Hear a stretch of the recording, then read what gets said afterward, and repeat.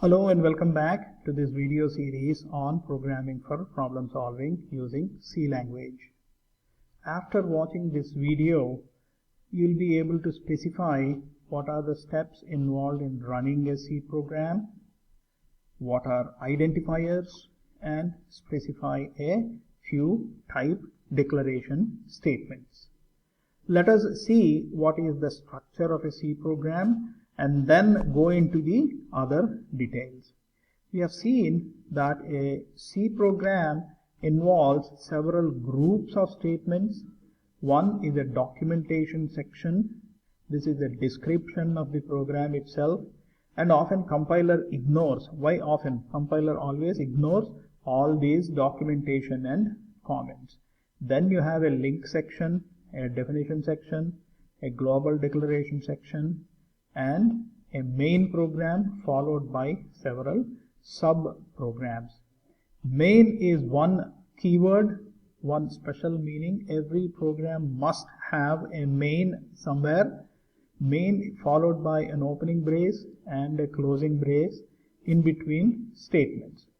We'll try to see what are the steps of running such a program. Maybe some of the things you don't understand right now, but once you create and run a few programs, all this will be crystal clear. Let us see what are the steps involved in running a program. First, you will create the program using an editor.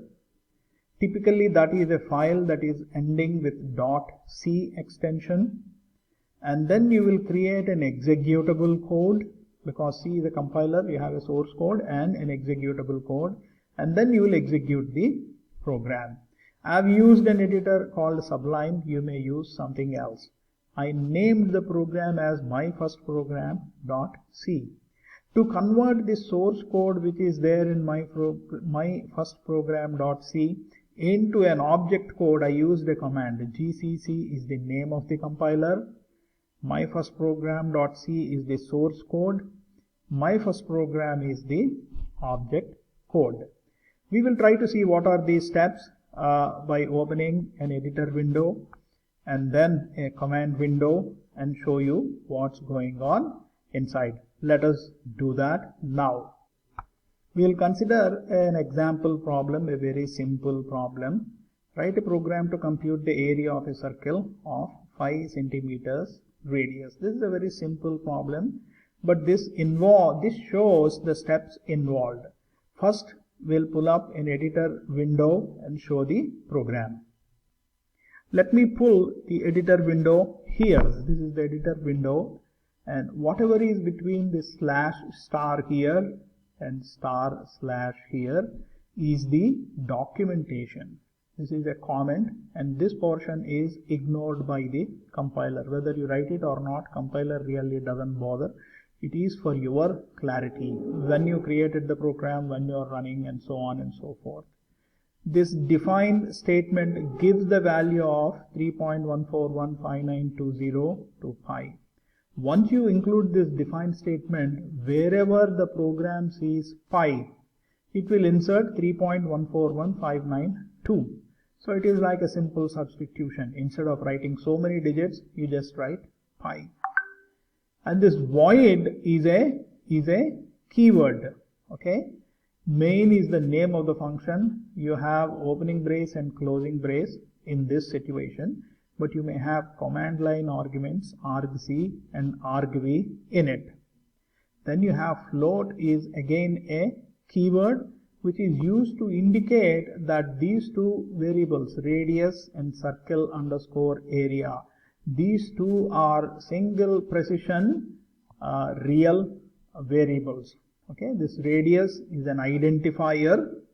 This circle underscore area is an identifier. An identifier is the name given to a variable or a function. You have two assignment statements.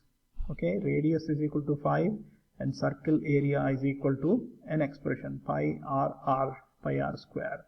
Okay, you say that this float radius underscore float comma circle underscore area is a type declaration. You are declaring that this circle underscore area is a float variable. It can hold a real value. Then radius is a variable that can hold a real value. Once it is done, these two print statements, they print radius is equal to so and so, area is equal to so and so. You will know the syntax and use of these statements later. For now, let us try to run the program and see. For running, we will bring the command window into picture. I'll do that now. Let me bring up the command window and show you. The kind of command that we issue is shown over here. GCC is the name of the compiler. We are specifying the name of the source code. -o is an option to indicate that your object code document's name is my first program. Okay, compiler name GCC, my first program.c is name of the source code. -o is an option to indicate that you want to specify the name of the object code. We chose a name my first program and I press enter. When you enter, it coughed up some error. Obviously, it's saying something is wrong with this printf statement. What is missing is C language inherently does not have a printf statement. It is given somewhere else. It is suggesting a solution also. It's saying include this file or provide a declaration of printf, do something. And what we missed was including this stdio.h file. Let us try to include it by going back into the editor window. Let me type that here. Include stdio.h. Okay, let me save this file. Let us go back to the command window and run the same command again. This time it did not give any error. Okay, we corrected because we included stdio.h. And let us try to run the program, my first program, okay, / and my first program, and it gave the output. I would strongly encourage you to read this program very carefully, change a few things here. For example, you may change it radius is equal to 6 and run it. You may change the value of pi and run it. You may omit some parts and run it, what kinds of error it gives, and so on. Then you will get a feel of what is missing and what is not missing. It will be very confusing to begin with, but that's okay. I would encourage you to go and run it. So if you come back to it, the link section has one statement, include stdio.h. This std is for standard, io is for input output. Standard input output.h has all the definitions of functions that are used for input and output. This printf is an output statement and is defined in stdio.h.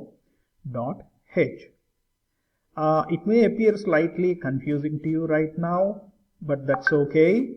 As we go further, you will very clearly see that. Also, when you try to run these in lab, that will be very clear to you. I think that's all we have, and thank you so much. Have a great day.